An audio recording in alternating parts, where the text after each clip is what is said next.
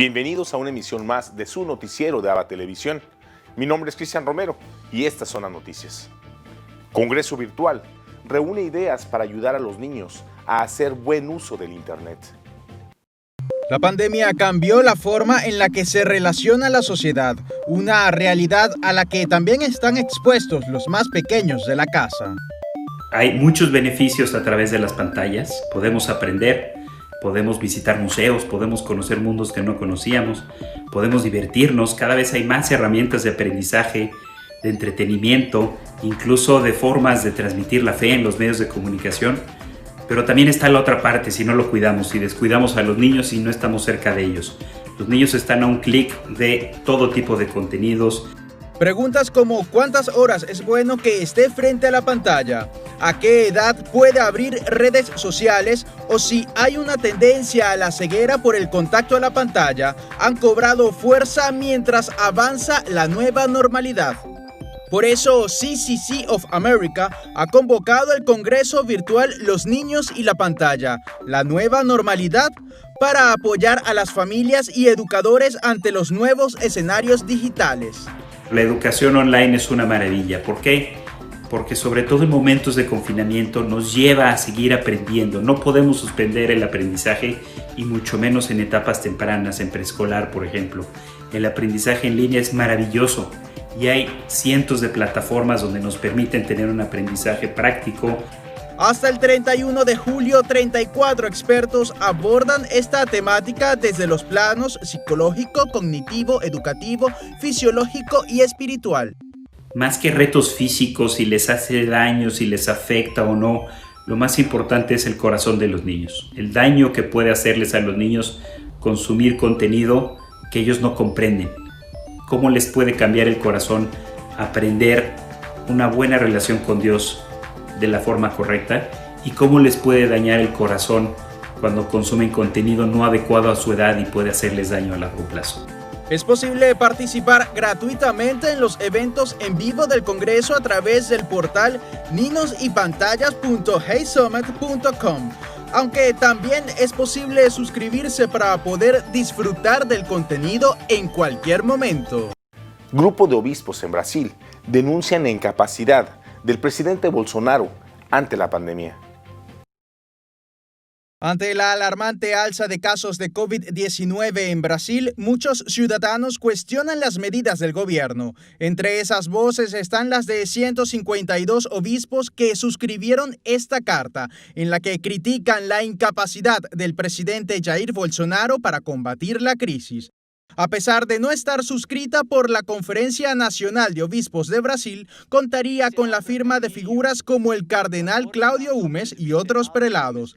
Bajo el título Carta ao Povo de Deus, Carta al Pueblo de Dios, denuncian los discursos anticientíficos que intentan naturalizar o normalizar el flagelo de los casi 90.000 muertos y 2.500.000 contagiados por la pandemia. También alertan sobre los intereses políticos que apuntan a mantener el poder a cualquier precio en contra de la doctrina social de la Iglesia.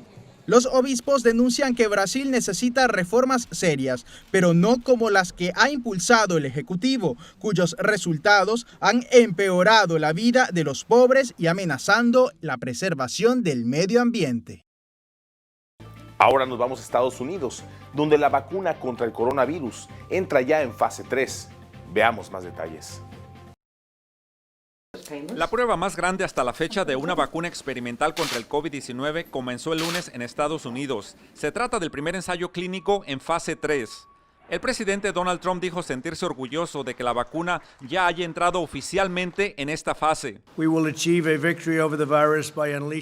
Lograremos una victoria sobre el virus al desatar el genio científico de Estados Unidos, que es lo que es.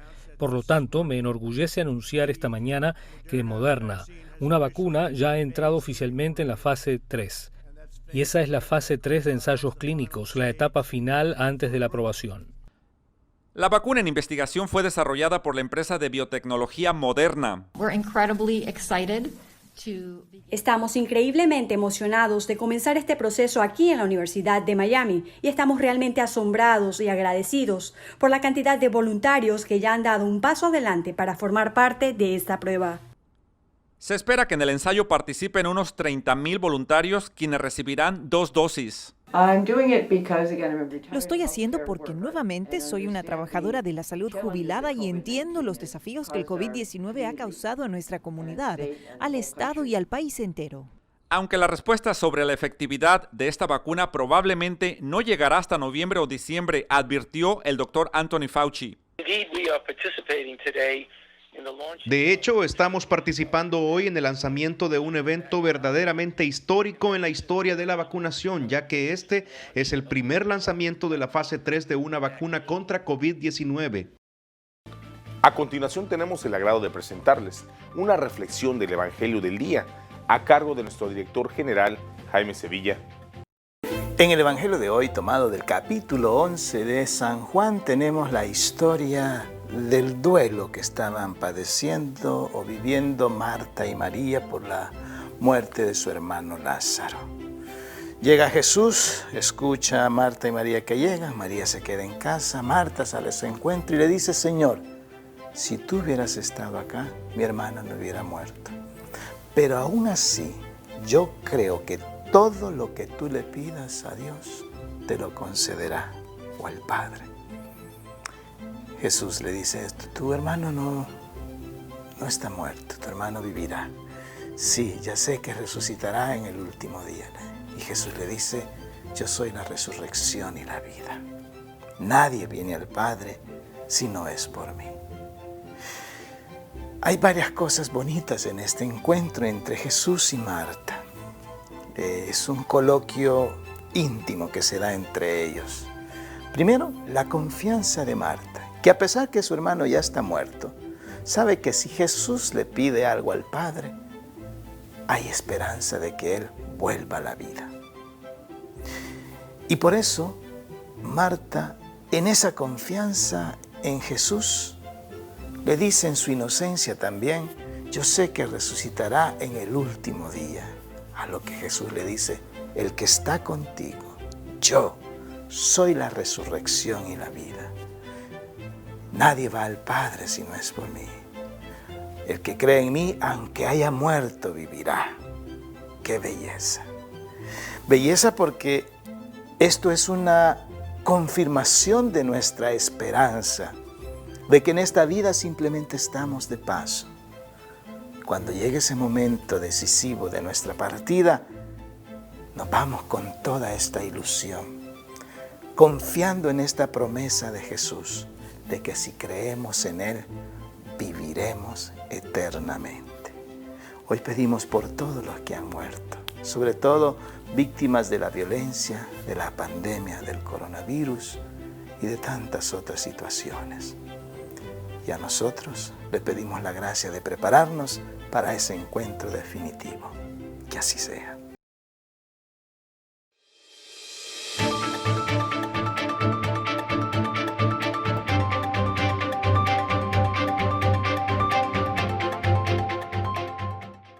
Nos vamos a Centroamérica.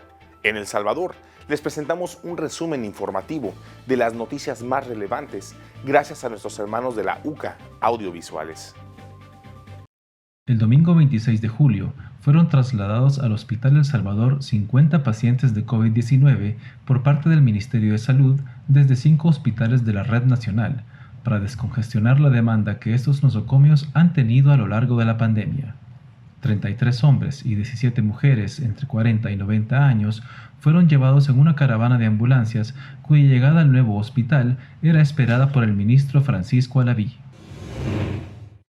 Según el Sistema de Integración Centroamericana, SICA, 4.4 millones de personas viven en emergencia alimentaria y que esta cifra podría duplicarse a causa de la pandemia que azota la región y las medidas de contención que los gobiernos están implementando. Esta cantidad de centroamericanos significa el 7% de la población total de la región, que tiene más de 200,000 casos confirmados de coronavirus. El Ministerio de Salud instaló este lunes 3 cabinas móviles en la Plaza Salvador del Mundo para tomar pruebas de coronavirus en la población. Estas estarán hasta el día miércoles 29 de julio a partir de las 9 de la mañana y esperan realizar 300 pruebas diarias. Estas pruebas son gratuitas y se le notificará el resultado a la persona en un lapso de 48 horas vía telefónica o por un correo electrónico. Si su prueba resultara positiva, el ministerio le enviará un kit de medicamentos para su tratamiento. Entre la población que buscaba hacerse la prueba se encontraba el personal médico de la Unidad de Salud de El Paisnal. El ministro de Agricultura, Pablo Onlíker, no se presentó a la Asamblea Legislativa para explicar sobre el uso de recursos que no fueron avalados por los diputados, excusándose a través de una carta que guardaba cuarentena preventiva por ser un posible caso positivo de COVID-19. La presidenta de la Corte de Cuentas, Carmen Elena Rivas, informó que se han encontrado 6 hallazgos en la auditoría que realizan en el Ministerio de Agricultura y Ganadería. La alcaldía de Metapán se ha unido a la iniciativa de otras alcaldías del país y prepara clínicas móviles para buscar casos sospechosos de coronavirus, y asimismo realizarán desinfección de casas en todo el municipio. Esta ciudad es recordada por tener el primer caso positivo de COVID-19 en el país y a la fecha posee 75 casos confirmados de esta enfermedad. Nos vamos a Estados Unidos, donde les llevamos las noticias más relevantes gracias a la cortesía de La Voz de América. Venezuela está menos preparada para unas elecciones libres y justas ahora de lo que estaba en 2018 cuando se efectuaron los comicios presidenciales. Así lo dijo el encargado especial de Estados Unidos para Venezuela, Elliot Abrams. Estas declaraciones vienen a raíz de que el gobierno en disputa de Nicolás Maduro convocó a unas elecciones parlamentarias para diciembre de este año, una medida que también ha sido criticada por la oposición en ese país. En otras informaciones, el gobierno de Estados Unidos rechazará nuevas solicitudes para el programa de acción diferida para los llegados en la infancia, que es conocido como DACA por sus siglas en inglés. Con esta decisión acortará la protección para los llamados Dreamers o soñadores, cuyo permiso está próximo a expirar. Esta posición va en contra del fallo de la Corte Suprema de Justicia que establecía la continuación del programa a pesar de las pretensiones de la Casa Blanca de acabar con el mismo. Para los ya beneficiarios de DACA, el periodo de renovación de su estatus fue reducido de 2 años a 1 año.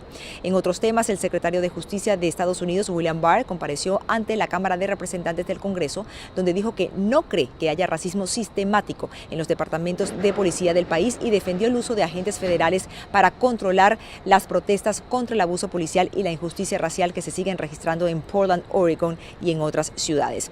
Y finalmente, los republicanos en el Senado rechazaron la propuesta de su propio partido de un paquete de alivio económico por la pandemia de coronavirus que estaba estimado en un poco más de $1.000 millones. La propuesta rechazada también reduciría el beneficio federal de $600 por semana a $200. Los demócratas también desaprobaron el paquete calificándolo como demasiado pequeño en comparación con su plan de más de $3.000 millones que fue aprobado por la Cámara de Representantes en mayo de este año. Desde Washington, con la agenda informativa del día, soy Natalie Salas Guaitero de La Voz de América. De Estados Unidos nos vamos hasta Sudamérica, donde nuestro amigo, el padre Manuel Rodríguez, misionero claretiano, nos ha preparado el siguiente reportaje desde nuestra cadena hermana JN19 Televisión en Perú, de lo que acontece en ese país. Reporta para la cadena de televisión ABA y JN19 del Perú el padre Manuel Rodríguez, misionero claretiano desde Lima. Ayer fue el día central de las fiestas patrias, el día de la independencia, y como todos los años, pues ha habido los acontecimientos más destacados. Por una parte, la misa en la Catedral de Lima, lo mismo también en la Catedral de Trujillo, donde reside el presidente de las conferencias episcopales de toda América Latina, de CELAM y del Perú, Monseñor Miguel Cabrejos. En Lima, el arzobispo con sus 2 obispos auxiliares, Monseñor Guillermo Elías y Monseñor Ricardo, celebraron esa misa que se llama de acción de gracias, es decir, con Te Deum, dando gracias a Dios por todo lo que Dios ha dado al Perú y a los peruanos. Y a la vez, pues insistió el arzobispo en la unidad, en trabajar todos juntos, entre los cristianos y con los demás también, con las autoridades, para sacar adelante este Perú que está muy dañado, muy herido, muy pobre y muy enfermo. También invitó a que se respete la igualdad y dignidad de las personas, especialmente en abusos que ha habido y hay en contra de las mujeres. Bien, también pues a vivir la fe en este tiempo de pandemia, en que todavía los templos no pueden ofrecer un culto público. El presidente del gobierno, con sus ministros en el Congreso, dio su discurso anual, el último que dará, porque ya el próximo año ya no será presidente. Y insistió en muchos puntos, después de dar números de lo que han hecho como gobierno. Un punto especial es la salud. La salud, en la que quiere invertir 20.000 millones de soles para construir hospitales, reconstruir hospitales y tener todos los implementos necesarios. Algo muy necesario, por tanto, felicitamos, ojalá se cumplan. En este sentido, pues es un discurso de esperanza. También ha prometido el dedicar 760 soles a cada familia necesitada, en este caso a 8,5 millones de familias. Sabiendo que en el Perú hay 9 millones de familias, prácticamente a casi todas les toca este bono que da el gobierno de ayuda de 760 soles. Algunos critican que muchos lo van a recibir y no lo necesitan, era mejor extenderlo a las familias más necesitadas. Pero es una buena noticia.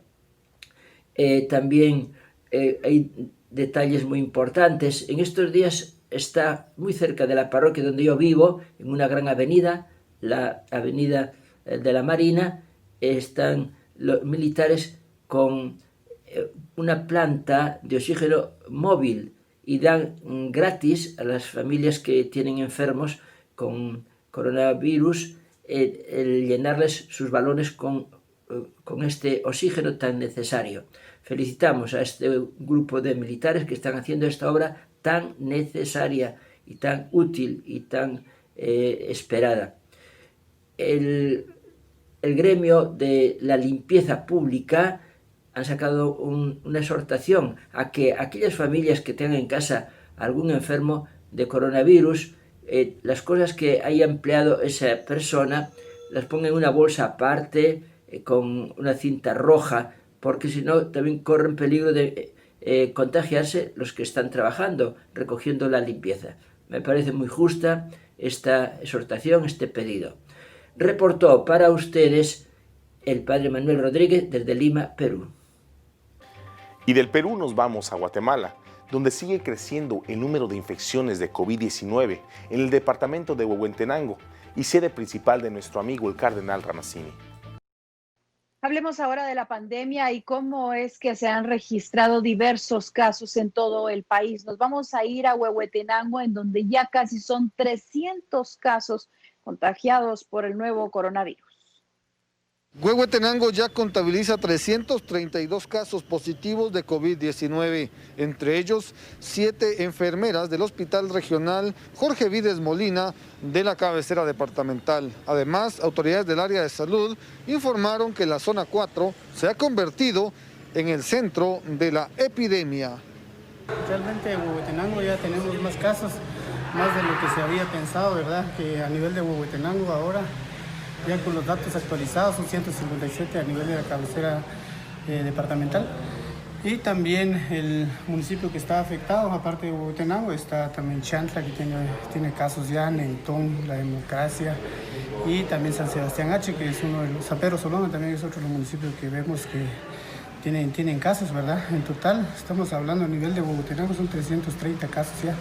En total, 34 personas han perdido la vida por COVID-19 en este departamento del occidente del país. En Huehuetenango reporta Daniel Méndez, en cámara Jonathan Castillo.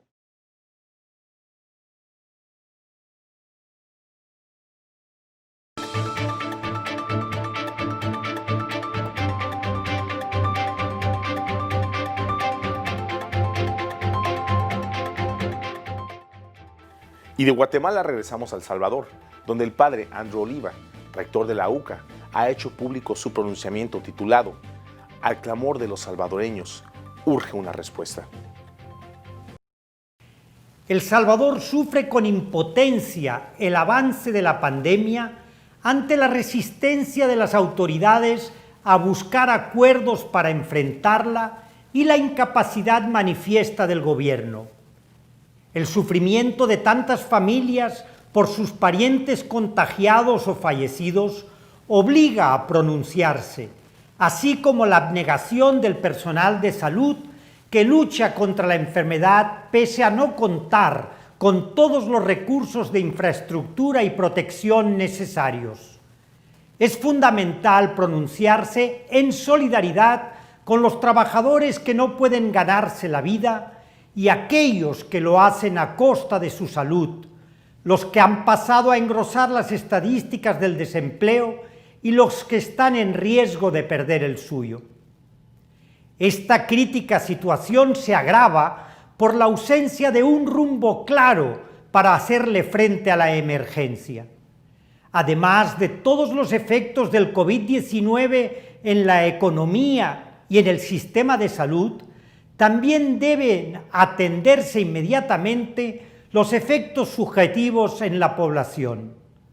La sensación de inseguridad, desesperación, angustia y abandono y la depresión son cada vez más frecuentes, tanto a nivel personal como familiar.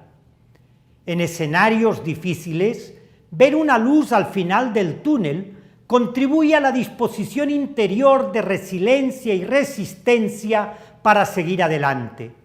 Pero en el caso de nuestro país, la irresponsabilidad en el manejo de la crisis, el choque permanente entre los tomadores de decisión y su oportunismo sumen en una oscuridad más profunda a la población.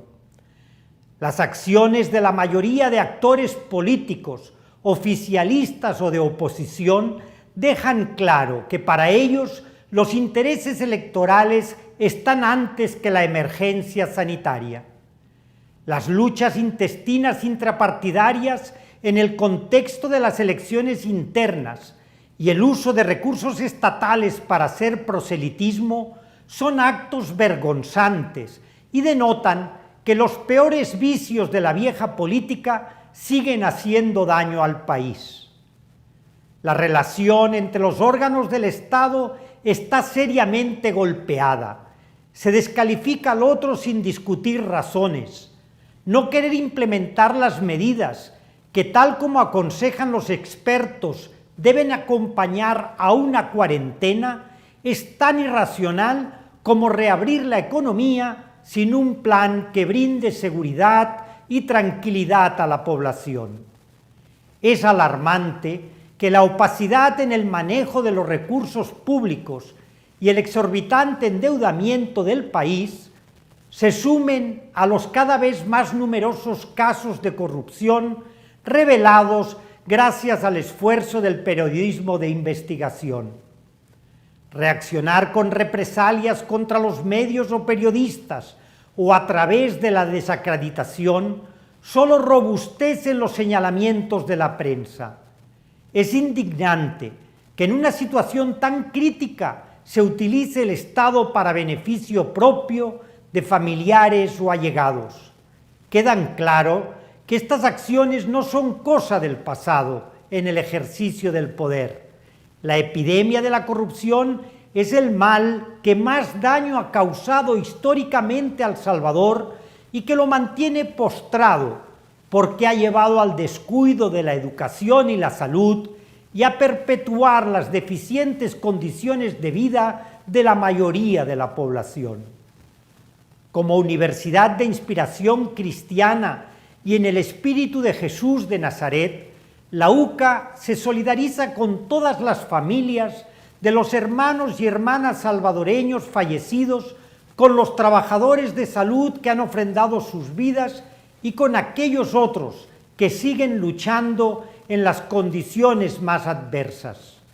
Y por ello animamos al gremio médico a seguir exigiendo que se cumplan todas las medidas de bioseguridad y que se les faciliten los equipos requeridos para combatir el virus. Además, exhortamos al pueblo salvadoreño a respetar disciplinadamente las medidas de protección y a estar atento a lo que recomienda la ciencia. En este momento tan acuciante, la fe en el Hijo de Dios, quien siempre supo estar al lado de los humildes, los pobres y los enfermos, es la luz y la esperanza que debe animarnos a seguir adelante y reclamar lo que es justo. A los gobernantes de nuestro país, Jesús también les habla. Aquellos a quienes se considera gobernantes dominan a las naciones como si fueran sus dueños.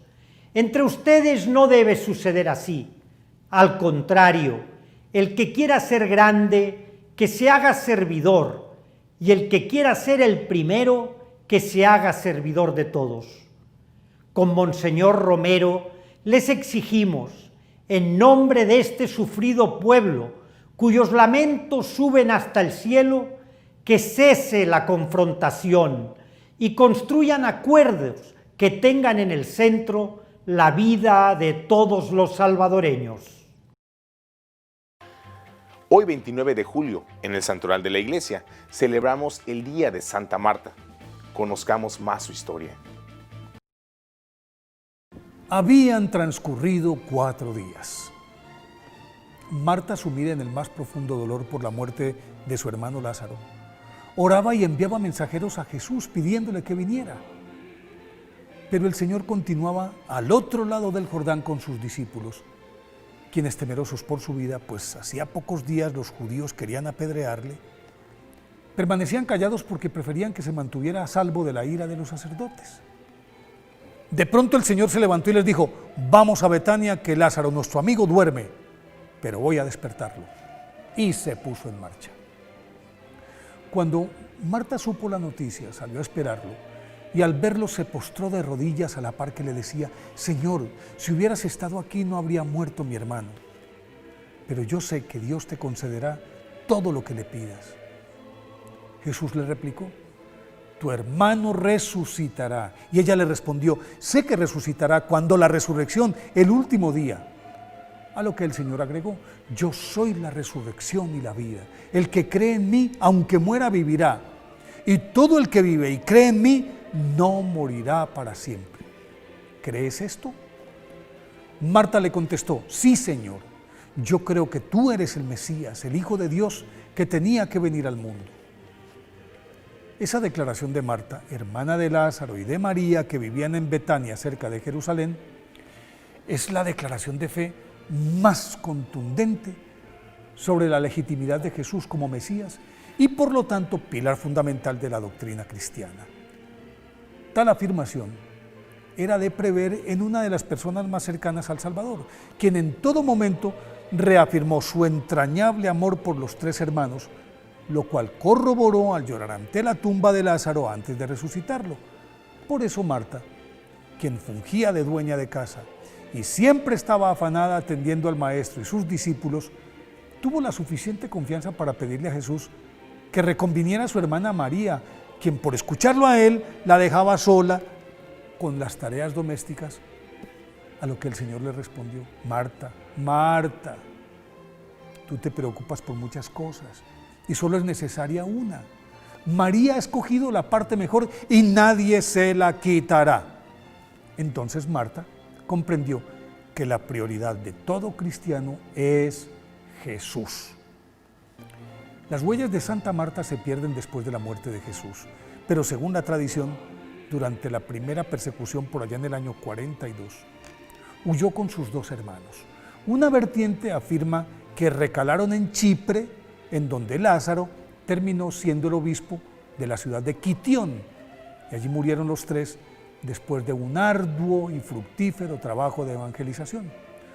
Otros afirman que se embarcaron, dice la leyenda, hacia Provenza, Francia, y en un buque sin velas, ni timón, ni remos, lograron arribar a Marsella milagrosamente, en donde convirtieron a toda la población.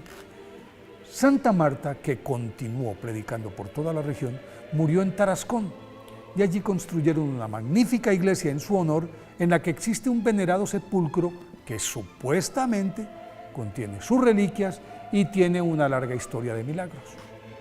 En Roma, junto al Vaticano, se erigió otra iglesia. Dada su diligencia y hospitalidad, Santa Marta fue declarada patrona de los hoteleros y por eso la residencia en donde se alojan los cardenales en Roma, que está ubicada al lado de la Basílica de San Pedro, se llama Casa de Santa Marta y en ella vive el Papa Francisco. Por eso hoy, 29 de julio, día de su festividad, pidámosle a Santa Marta que despierte en nosotros la solidaridad cristiana para dar acogida y amparo a quienes no tienen techo. Y así llegamos al final de una emisión más de su noticiero de ABA Televisión. Muchas gracias por su preferencia y continúe con nuestra programación. Nos puede sintonizar las 24 horas en vivo por www.abatvn.com, por Canal 75 de Guatemala por Multivisión, en nuestras plataformas digitales de Roku TV y Amazon Fire, así como en nuestras cadenas hermanas y, como siempre, en nuestras redes sociales. Ahí nos vemos y que Dios les bendiga.